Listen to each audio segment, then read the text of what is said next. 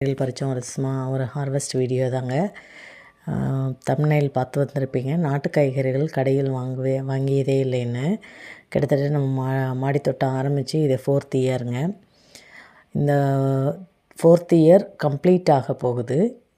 Almost 3.5 இயர்ஸ்க்கு மேலே ஆயிடுச்சு. இந்த 3.5 இயர்ஸில் நம்ம இது வரைக்கும் நம்ம நாட்டு காய்கறிகள் கடையில் வாங்கியதே இல்லைங்க.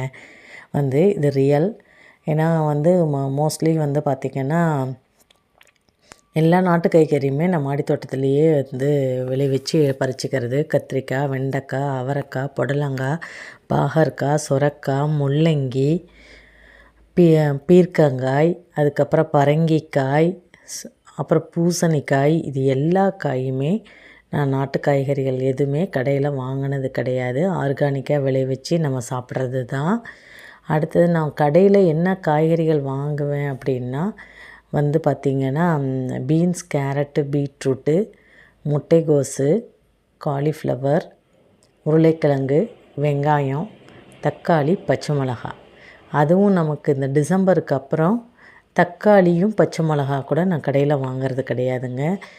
மார்ச் வரையும் நான் வாங்க மாட்டேன். டிசம்பர்லேருந்து ஸ்டார்ட் ஆகி ஜனவரி, ஃபெப்ரவரி, மார்ச் வரையும் தக்காளியும் பச்சை மிளகாயுமே கூட நான் கடையில் வாங்கினது கிடையாது. ஏன்னா நம்ம செரி டொமேட்டோ, அப்புறம் நம்ம கடையில் வாங்குகிற அந்த ஆப்பிள் தக்காளி, அதுக்கப்புறம் பார்த்திங்கன்னா பெங்களூர் தக்காளி, அப்புறம் மஞ்சள் காட்டு தக்காளி, இது எல்லாமே நம்ம ஆல்ரெடி நம்ம மாடி தோட்டத்தில் விளைவிச்சிருக்கோம். அதுக்கான வீடியோஸும் கொடுத்துருக்கோம்.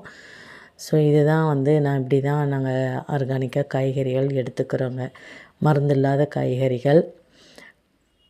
அடுத்தது இன்றைக்கி நம்ம பறித்த காய்கறிகள் என்னென்னு பார்த்தோம்னா பீர்க்கங்காய், கோழி அவரை, அதுக்கப்புறம் பட்டை அவரை, பச்சை பர்பிள் கலந்த பட்டை அவரை, ஒன்லி பர்பிள் பட்டாணி அவரை, அதுக்கப்புறம் பார்த்திங்கன்னா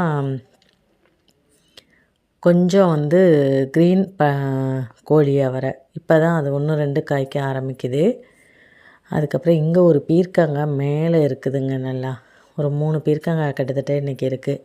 ஹார்வெஸ்ட் பண்ணிக்கலாம். அதுக்கப்புறம் தக்காளியே பார்த்திங்கன்னா ஒரு 2 கிலோவுக்கு மேலே இருக்குங்க தக்காளி. இந்த ஃப்ரிட்ஜ் பாக்ஸ் ஃபுல்லாக தக்காளி தாங்க விளைவிச்சிருக்கேன். இது முடிய போகுது ஆல்மோஸ்ட் ஹார்வெஸ்ட்டு. அடுத்து இது பர்பிள் கத்திரிக்காய். இந்த பர்பிள் கத்திரிக்காயினுடைய ஸ்கின்னு பார்த்திங்கன்னு வச்சுக்கோங்களேன், உள்ள காய் உள்ள சதைப்பற்று ரொம்ப சாஃப்டாக இருக்குங்க. வெளியே தோல் ஹார்டாக இருக்கும். நம்ம வேங்கேரி கத்திரிக்காய் எப்படி இருக்குமோ அதே மாதிரி இருக்கும். ஆனால் ஒயிட் கத்திரிக்காய் பார்த்திங்கன்னா வெளியே ஸ்கின்னும்